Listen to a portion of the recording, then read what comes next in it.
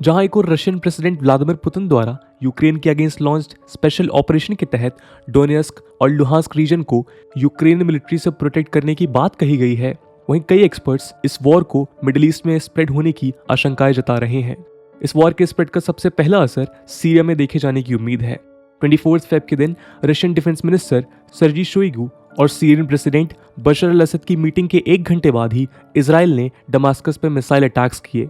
इस अटैक में कई डैमेजेस के अलावा 3 सीरियन गवर्नमेंट सोल्जर्स की डेथ की न्यूज सामने आई है। दोस्तों, सीरिया मिडिल ईस्ट का एक ऐसा वॉर जोन है जिसमें इस रीजन के हर प्लेयर की इंटरेस्ट जुड़ी है।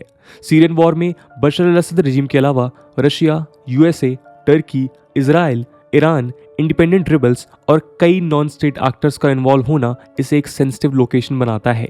यदि जियोग्राफिकली भी देखा जाए तो सीरिया एशिया और यूरोप के बीच कुछ यूं लोकेटेड है, जिससे यदि इस रीजन में इंस्टेबिलिटी बढ़ती है तो आसपास के कई देश इससे प्रभावित नजर आएंगे। इस पोटेंशियल स्प्रेड ऑफ वॉर से इजराइल और रशिया के बीच तनाव पैदा होने की संभावना है। जहां एक और इजराइल एक लॉन्ग टर्म यूएस एलाई रहा है, वहीं रशिया के साथ सीरिया में दोनों आर्मीज के बीच कन्फ्रंट्रेशन देखी जा सकती है। दोस्तों, आज इस वीडियो के माध्यम से हम रशिया यूक्रेन क्राइसिस के मिडिल ईस्टर्न स्प्रेड पर चर्चा करेंगे। इस डिस्कशन के माध्यम से इजराइल और रशिया के बीच पोटेंशियल कन्फ्रंट्रेशन पे चर्चा करेंगे और समझेंगे कि क्या इजराइल अपने वेस्टर्न अलाइज के साथ देते हुए रशिया के अगेंस्ट खड़ा हो सकता है। नमस्कार दोस्तों, मेरा नाम है आदर्श और स्वागत है आपका स्टडी IQ में। दोस्तों, इजराइल ने 2011 के बाद से सीरिया में hundreds of air strikes carry किए हैं। इन अटैक्स की शुरुआत तब हुई थी जब यूएस और नेटो की दूसरी कंट्रीज ने सीरिया से बशर अल असद की रजीम को हटाने के लिए उसके अगेंस्ट वॉर डिक्लेयर किया था। यूएस अलाई होने के कारण इजराइल ने ईरानियन फोर्सेस और हिजबुल्लाह इंसर्जेंट्स के अलावा सीरियन गवर्नमेंट पोजीशंस पे भी कई अटैक्स कंडक्ट किए। नेटो द्वारा वेज्ड इस वॉर में रशिया और ईरान ने असद गवर्नमेंट को मिलिट्री सपोर्ट प्रोवाइड किया है, जिससे वो ऑपोजिंग फोर्सेस के अगेंस्ट अपने ग्राउंड्स होल्ड कर सके। जहां अब तक रशिया ने सीरिया में किए जा रहे यूएस बैक्ड इजरायली स्ट्राइक्स के अगेंस्ट चुप्पी बनाई रखी थी, वहीं 9 फेब की स्ट्राइक्स में एक सोल्जर की डेथ के बाद रशियन गवर्नमेंट ने इजरायली रेड्स का स्ट्रॉन्ग कंडेमनेशन किया था। रशियन डिफेंस मिनिस्टर की विजिट के बाद Syrian foreign minister Faisal Mekdad ने भी अनाउंस किया कि इस विजिट का एम पूरी दुनिया को ये मैसेज देना है कि रशिया और सीरिया स्ट्रॉन्ग कंट्रीज हैं और दोनों कंट्रीज जो बैटल फाइट कर रही हैं उसका मकसद पूरी दुनिया में सिक्योरिटी और स्टेबिलिटी लाना है। इसके अलावा मिकदाद ने रशिया को समर्थन देते हुए कहा कि वो रशियन प्रेसिडेंट पुतिन के डिसीजन का सपोर्ट करते हैं, जिसके तहत उन्होंने लुहांस्क और डोनेस्क रिपब्लिक्स के यूक्रेन से इंडिपेंडेंट होने को रिकॉग्नाइज किया है। दोस्तों, केवल सीरिया ही नहीं, ईरान ने भी रशिया द्वारा यूक्रेन के इन्वेजन की जिम्मेदारी नेटो के ऊपर डालते हुए कहा कि नेटो ने ही इस इन्वेजन के लिए रशिया को प्रवोक किया है। ईरानियन फॉरेन मिनिस्टर हुसैन ने साफ शब्दों में कहा, the Ukrainian crisis is rooted in NATO provocations. इन सारे डेवलपमेंट से हम समझ सकते हैं कि रशिया और उसके अलाइज द्वारा आज मिडिल ईस्ट में वेस्टर्न ब्लॉक द्वारा प्ले किए जाने वाले रोल पे कई सवाल उठाए जा रहे हैं। कुछ समय पहले ही सीरियन और रशियन फाइटर एयरक्राफ्ट्स ने सीरियन बॉर्डर्स पे ज्वाइंट पेट्रोल्स कंडक्ट किए थे। लास्ट वीक ही रशियन वॉरशिप्स ने सीरियन कोस्ट पे एक नेवल एक्सरसाइज भी कैरी आउट की थी। इन सब का मकसद यूएस और उसके अलाइज को रशियन एग्रेशन का एक नमूना दिखाना था। इजराइल के लिए भी सिचुएशन मुश्किल तब बनती हुई दिखाई पड़ी जब 24 फेब के दिन लेबनान की साइड से एक ड्रोन इजरायली एयर स्पेस में एंटर होने में कामयाब हुआ था। आयरन डोम एयर डिफेंस सिस्टम के बावजूद इस ड्रोन के एंटर कर जाने से इजरायली मिलिट्री शॉक्ड रही और उन्हें एयर रेड सायरन्स एक्टिवेट करने पड़े। मिडल ईस्ट में ऐसे पोटेंशियल वॉर लाइक सिचुएशन के पीछे कई एक्सपर्ट्स नेटो को जिम्मेदार ठहराते हैं, जिसकी इंपीरियलिस्ट स्ट्रेटजी ने अफगानिस्तान, इराक, लीबिया और सीरिया में लंबे समय से इंस्टेबिलिटी बनाई रखी है। इसी मंथ यूएस के लेफ्टिनेंट जनरल एरिक क्यूरिला, जिन्हें मिडिल ईस्टर्न ऑपरेशंस को ओवरलुक करते सेंट्रल कमांड का हेड बनाया गया है, उन्होंने सेनेट आर्म्ड सर्विसेज कमेटी को इन्फॉर्म किया कि रशिया यूक्रेन कॉन्फ्लिक्ट सीरिया में भी स्प्रेड हो सकता है। दोस्तों, इजराइल और रशिया के रिलेशंस और यूक्रेन टेंशन्स का इसके ऊपर पड़ने वाला इम्पैक्ट को समझने के लिए हमारे लिए सीरिया की कॉम्प्लेक्सिटी और इजराइल के कंसर्न्स को समझना जरूरी है। 2015 में जब रशिया ने सीरियन वॉर में एंटर करते हुए बशर अल असद को एयर पावर के थ्रू सपोर्ट प्रोवाइड की थी, तो इजराइल के तत्कालीन पीएम बेंजामिन नेतन्याहू ने रशिया जाकर व्लादिमीर पुतिन से मुलाकात की थी। उस समय की कई रिपोर्ट्स का अंदाजा था कि रशिया और इजराइल सीरिया में मिलिट्री एक्शंस को कोऑर्डिनेट कर सकते हैं। एक जॉइंट मैकेनिज्म को सेटअप करने से दोनों पावर्स के बीच मिसअंडरस्टैंडिंग रिड्यूस हो सकती है, जो डीकॉन्फ्लिक्शन मैकेनिज्म की तरह काम करेगा। लेकिन 2015 के बाद से लेकर आज तक चीजें काफी बदल चुकी हैं। उन दिनों वर्ल्ड पावर्स को लगता था कि बशर अल असद के रजीम का फॉल होना निश्चित है, लेकिन समय के साथ बशर अल असद ने रशियन और ईरानियन सपोर्ट की मदद से सीरिया के लार्ज पार्ट को रिकनकर करने में सफलता हासिल की है। आज रशिया और इजराइल दोनों ही सीरिया में डिफरेंट एजेंडा परस्यू कर रहे हैं।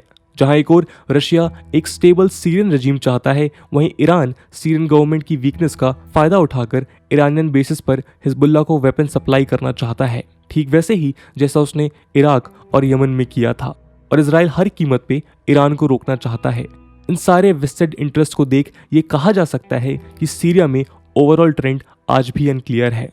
इन सब के अलावा फॉरेन मीडिया में रिपोर्टेड एयर स्ट्राइक्स बताती हैं कि ईरान और हिजबुल्लाह आज भी सीरिया में कई डेंजरस साइट्स बिल्डअप कर रहे हैं, जो रीजन को इनस्टेबल कर सकती है। जॉर्डन बॉर्डर स्थित टैनफ गैरिसन में यूएस फोर्सेस भी इन डेवलपमेंट से चिंतित नजर आती हैं।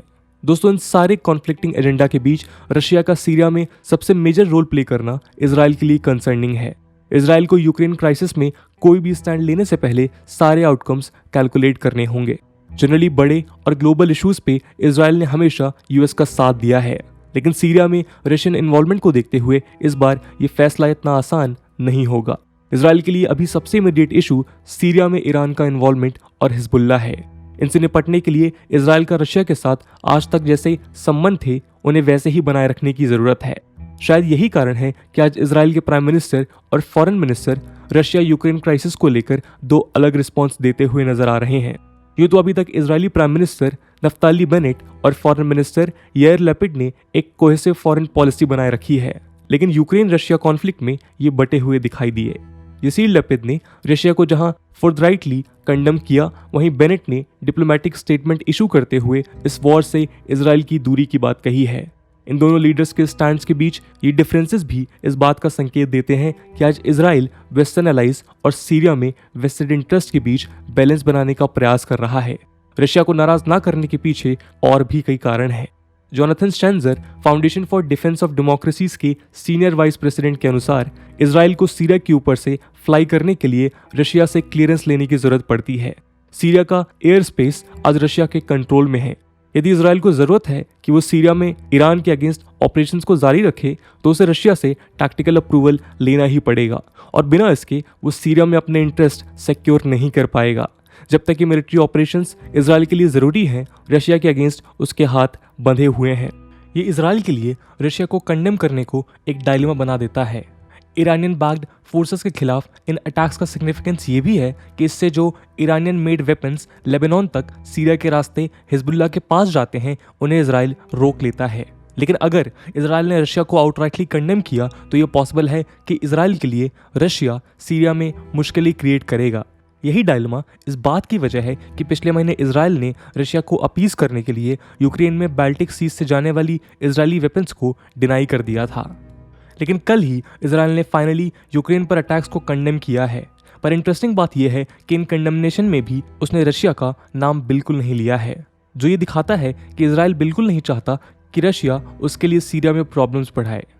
दोस्तों, इस बात का सबूत हमें 2014 में भी देखने को मिला, जब यूएस द्वारा backed United Nations general assembly में रशिया द्वारा क्राइमिया के एनेक्सेशन को कंडेम करने की बात हुई, तो इजराइल इस वोटिंग में अब्सेंट था।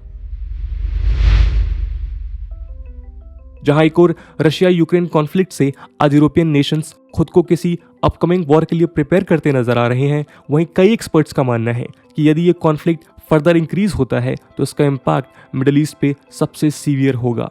सीरिया और ईरान के अगेंस्ट यूं तो तालिबान लेड अफगान गवर्नमेंट ने कोई एंटी यूएस स्टैंड नहीं लिया है, लेकिन यदि इस इंस्टेबिलिटी से मिडिल ईस्ट फर्दर डिस्टर्ब होता है तो रीजन में एक्सट्रीमिस्ट का राइज दोबारा देखा जा सकता है। इन सब के अलावा अरेबियन पेनिनसुला की कंट्रीज भी खुद को डायलेमा में देख सकती हैं। यूएस का रीजन में सबसे मेजर एलाई इजराइल यदि इस कॉन्फ्लिक्ट में इन्वॉल्व होता है तो सीरिया की इंस्टेबिलिटी फर्दर वर्सन होगी और इससे ईरान और हिजबुल्लाह को लेवरेज मिल सकता है। तो दोस्तों, ये था एक एनालिसिस एक ऐसी पॉसिबिलिटी पे जहां पे current Russian Ukraine crisis middle east तक फैल सकती है। इस पूरे एनालिसिस को लेकर आपका क्या ओपिनियन है, कमेंट सेक्शन में जरूर बताइएगा। आज की वीडियो के लिए इतना ही। आई होप आपको वीडियो पसंद आई होगी, और अगर पसंद आई है तो अपने दोस्तों के साथ शेयर करना मत भूलिएगा। हम मिलते हैं अगले वीडियो में, तब तक के लिए जय हिंद, जय भारत।